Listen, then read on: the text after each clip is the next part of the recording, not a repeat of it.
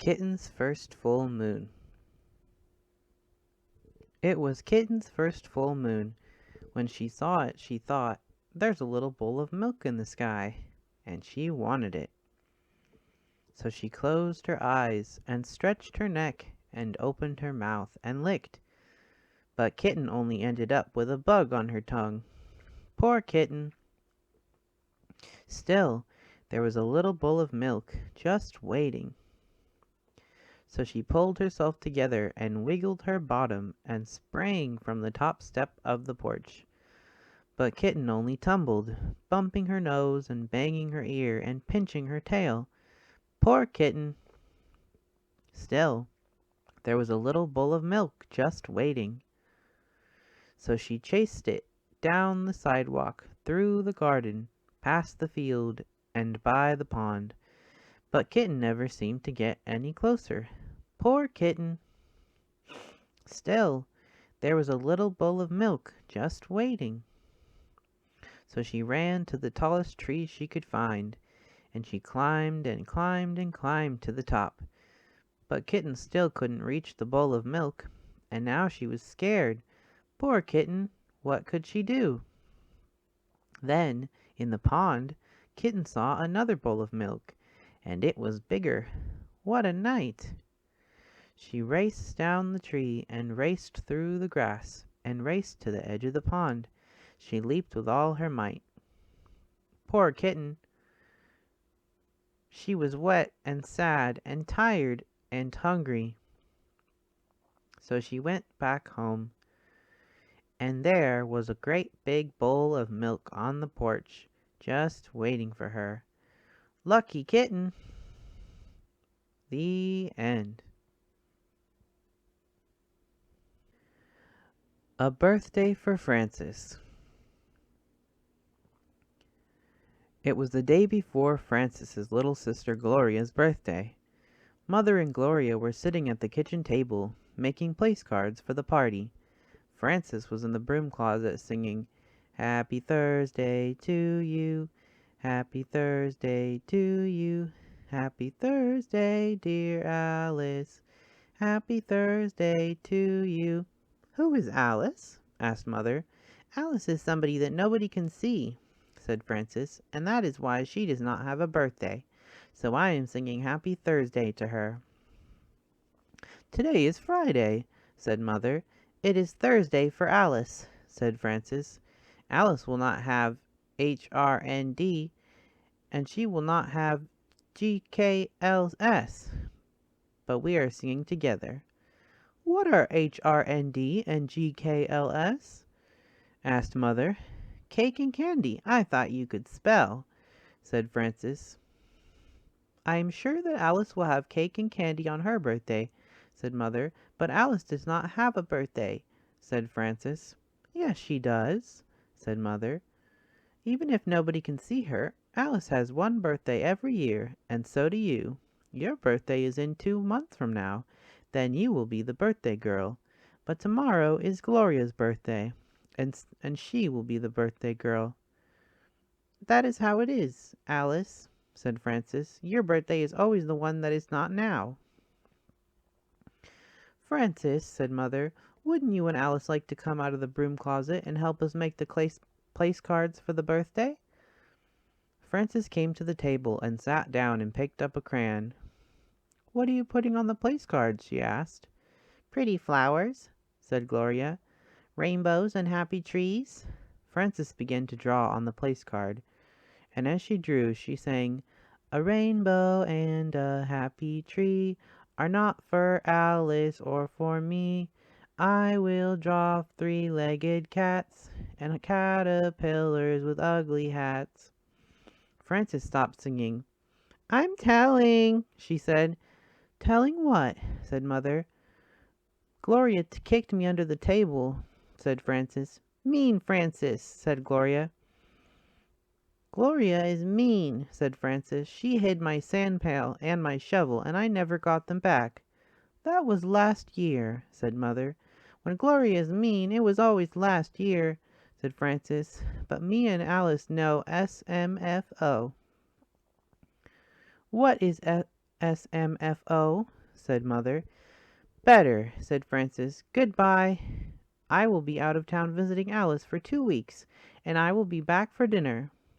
She went to the broom closet and took out her favorite broom. Let's go, Champ, she said. I'm ready to ride.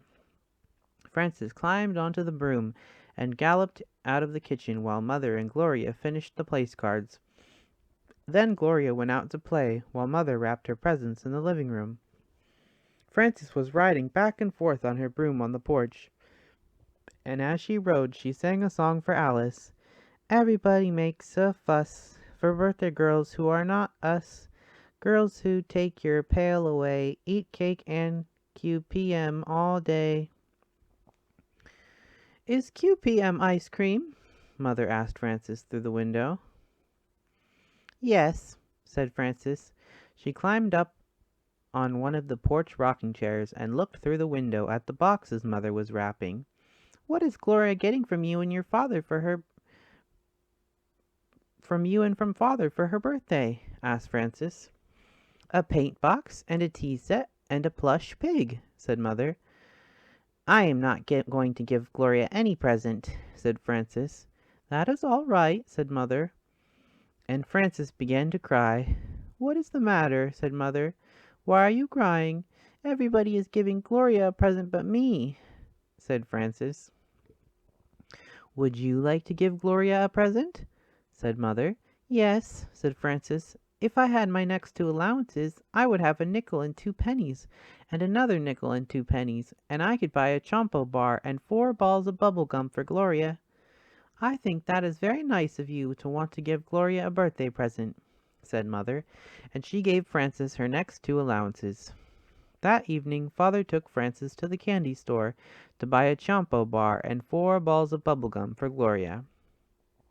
As they walked home, Frances said to Father, Are you sure that it is all right for Gloria to have a whole Chompo bar? Maybe she is too young for that kind of candy. Maybe it will make her sick. Well, said Father, I do not think it would be good for Gloria to eat Chompo bars every day, but tomorrow is her birthday, and I think it'll be all right for her to eat one.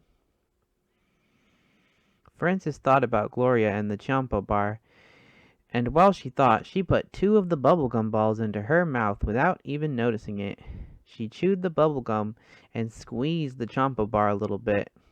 Chompo bars have a soft nougat part inside, said Frances, and there is a chewy caramel part around that, and the outside is chocolate with nuts. Probably Gloria could not eat more than half of one.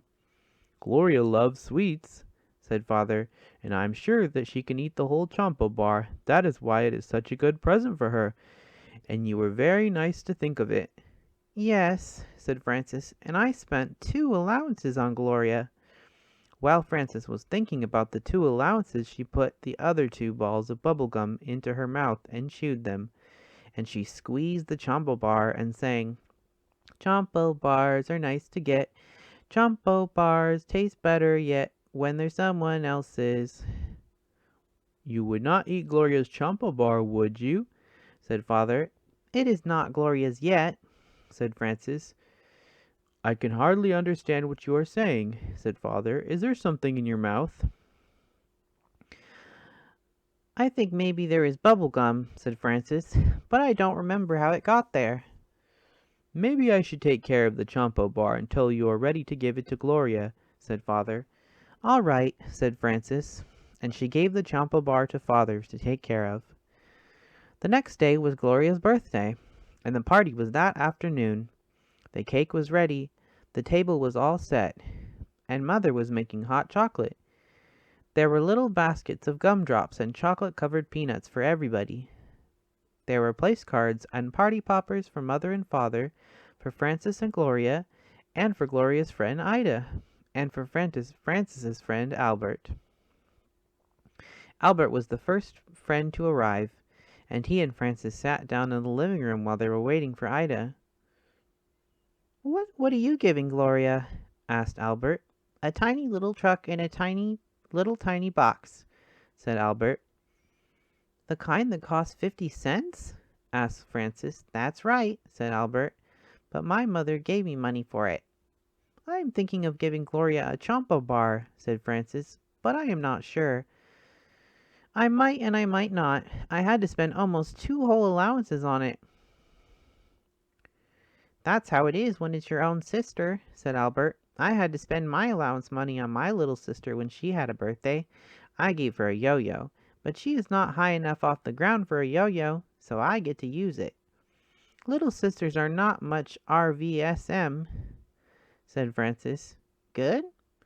Said Albert. That's right, said Francis. No, they are not, said Albert. They can't catch. They can't throw. When you play hide and seek, they always hide in places where part of them is sticking out. They take your sand pail and your shovel too, said Francis. They pull the button eyes off dolls that have button eyes.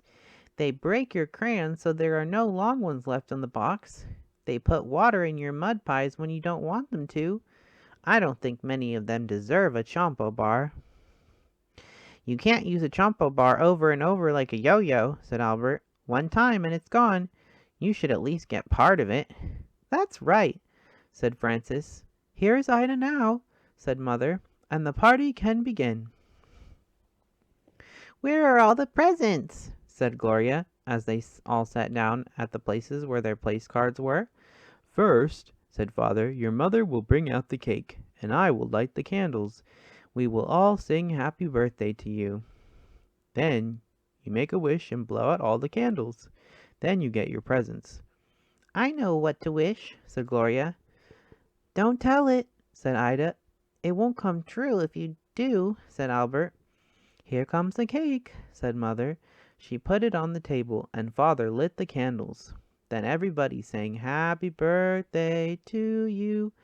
Frances did not sing the words that the others were singing, very softly, so that nobody could hear her. She sang, Happy Chompo to me, it is how it ought to be. Happy Chompo to Francis, happy Chompo to me. Now, said Mother to Gloria, make your wish and blow out the candles. I want to tell my wish, said Gloria. No, no, said Mother and Father and Francis and Albert and Ida. Just say it inside your head and blow out the candles, said Albert. Gloria said her wish inside her head and blew out all the candles at once. Hooray! Said everybody. Now your wish will come true, said Mother. This is what I had wished, said Gloria. I wished that Frances would be nice and not be mad at me because I hid her sand pail and shovel last year, and I am sorry and I will be nice. She told, said Ida. Now her wish won't come true. I think it will come true, said Mother, because it is a special kind of good wish that can make itself come true. Well, said Frances to Gloria, I think your wish will come true too, and I have a present for you, and I owe you 4 balls of bubble gum. Now it is time for the presents, said Gloria. Yes, said Father. Father and Mother gave Gloria the paint box and the tea set and the plush pig. Albert gave her the little tiny truck. Ida gave her a little china baby doll. Frances had wrapped the Chompo bar in pretty paper and tied it with a ribbon, and now she got ready to give it to Gloria. What is it? Said Gloria. It is something good to eat, said Frances, and I will give it to you in a minute. But first I will sing Happy Birthday to you, because I did not really sing it before. Happy birthday to you, sang Frances, and she squeezed the Chompo bar. Happy birthday to you. Then she stopped and rested for a little. You can have a bite when I get it, said Gloria. Frances took a deep breath and finished the song. Happy birthday, dear Gloria. Happy birthday to you. Here, said Frances. She squeezed the Chompa bar one last time and gave it to Gloria. You can eat it all, because you are the birthday girl, said Frances. Thank you, said Gloria, as she quickly unwrapped the Chompa bar. This is a good present, and she ate it all, because she was the birthday girl. The end. Bedtime for Frances. The big hand of the clock is at 12. The little hand is at 7. It is 7 o'clock. It is bedtime for Francis. Mother said, "It is time for bed." Father said, "It is time for bed." Francis said, "I want a glass of milk." "All right," said Father. "All right," said Mother. "You may have a glass of milk." Francis drank the milk. "Carry me to my room, Father," said Francis. "All right," said Father. "Piggyback," said Francis. So Father carried her piggyback to her room. Father kissed Francis good night. Mother kissed Francis good night. Francis said, "May I sleep with my teddy bear?" Father gave her the teddy bear. Francis said, "May I sleep with my doll, too?" Mother gave her the doll. "Good night," said Father. "Good night," said Mother. "Did you kiss me?" said Francis.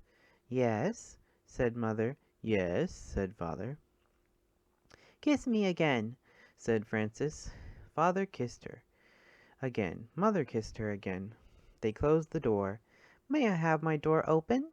said Francis. Father opened the door. "Good night," said Mother. "Good night," said Father. "Good night," said Francis. Francis could not sleep. She closed her eyes, but she still could not sleep, so she began to sing a little song about the alphabet. She made it up as she went along. A is for apple pie, B is for bear, C is for crocodile combing his hair, D is for dumplings. Francis kept singing through E, F, G, H, I, J, K, L, M, N, O, P, Q, and R, and she had no trouble until she got near the end of the alphabet. S is for sailboat, T is for tiger, U is for underwear down in the dryer. Francis stopped, because dryer did not sound like tiger. She started to think about tigers. She thought about big tigers and little tigers, baby tigers and mother and father tigers, sister tigers and brother tigers, aunt tigers and uncle tigers. "I wonder if there are any tigers around here," she said. Francis looked around her room. She thought maybe she could see a tiger in the corner. She was not afraid, but she wanted to be sure. So she looked again. She was sure she could see a tiger. So she went to tell Mother and Father. "There is a tiger in my room." "Did he bite you?" said Father. "No," said Francis. "Did he scratch you?" said Mother. "No," said Francis. "Then he is a friendly tiger," said Father. "He will not hurt you. Go back to sleep." "Do I have to?" said Francis. "Yes," said Father. "Yes," said Mother. Father kissed her. Mother kissed her. Francis went back to bed and finished her song on the way. She closed her eyes again. She still could not sleep. Francis opened her eyes and looked around. She saw something big and dark. "Giants are big and dark," she thought. "Maybe that is a giant. I think it is a giant. I think that giant wants to get me." She went into the living room. Mother and Father were watching television and having tea and cake. Francis said, "There is a giant in my room. May I watch television?" "No," said Mother. "No," said Father. Francis said, "The giant wants to get me. May I have some cake?" Father gave Francis a piece of cake. Father said, "How do you know he wants to get you?" Francis said, "Isn't that what giants do?" Father said, "Not always. Why don't you ask him what he wants?" Francis went back to her room. She went right over to the giant. She said, "What do you want, giant?" She took a good look at him. There was no giant. It was just the chair and her bathrobe. So she went to bed again. Francis was not very tired and did not close her eyes. She looked up at the ceiling. There was a crack in the ceiling, and she thought about it. "Maybe something will come out of that crack," she thought. "Maybe bugs or spiders. Maybe something with a lot of skinny legs in the dark." She went to get Father. He was brushing his teeth. Francis said, Something scary is going to come out of the crack in the ceiling. I forgot to brush my teeth. Father said, "You brush your teeth and I will have a look." Frances brushed her teeth. Father came back and said, "Nothing could come out of such a little crack, but if you are worried, get somebody to help you watch. You can take turns." Frances told her teddy bear to watch. They took turns for a while. Then Frances got tired of it and let Teddy do all the watching. Frances got up and went to the bathroom. When she came back, she was not sleepy at all. The window was opened and the wind was blowing the curtains. "I do not like the way those curtains are moving," said Frances. "Maybe there is something waiting, very soft and quiet. Maybe it moves the curtains just to see if I am watching." She went into Mother and Father's room to tell them. They were asleep. Frances stood by Father's side of the bed very quietly, right near his head. She was so quiet that she was the quietest thing in the room. She was so quiet that Father woke up all of a sudden with his eyes wide open. He said, "Umph." Frances said, "There is something moving the curtains. May I sleep with you?" Father said, "Listen, Frances, do you want to know why the curtains are moving?" "Why?" said Frances. "That is the wind's job," said Father. "Every night the wind has to go around and blow all the curtains." "How can the wind have a job?" said Frances. "Everybody has a job," said Father. "I have to go to my office every morning at 9 o'clock. That is my job. You have to go to sleep so you can be wide awake for school tomorrow. That is your job." Frances said, "I know, but—" Father said, "I have not finished. If the wind does not blow the curtains, he will be out of a job. If I do not go to the office, I will be out of a job. And if you do not go to sleep now, do you know what will happen to you?" "I will be out of a job?" said Frances. "No," said Father. "I will get a spanking?" said Frances. "Right," said Father. "Good night," said Frances, and she went back to her room. Frances closed the window and got into bed. Suddenly there was a noise at the window. She heard bump and thump. "I know something will get me this time," she thought. She jumped out of bed and went to tell Mother and Father. When she got to their door, she thought about it some more and decided not to tell them. She went back to her room. Frances heard the noise at the window again. She pulled the covers over her head. "I wonder what it is," she thought. "If it is something very bad, Father will have to come and chase it away." She pulled off the covers and stood on her bed so she could look out the window. She saw a moth bumping against the window. Bump and thump. His wings smacked the glass. Whack and smack.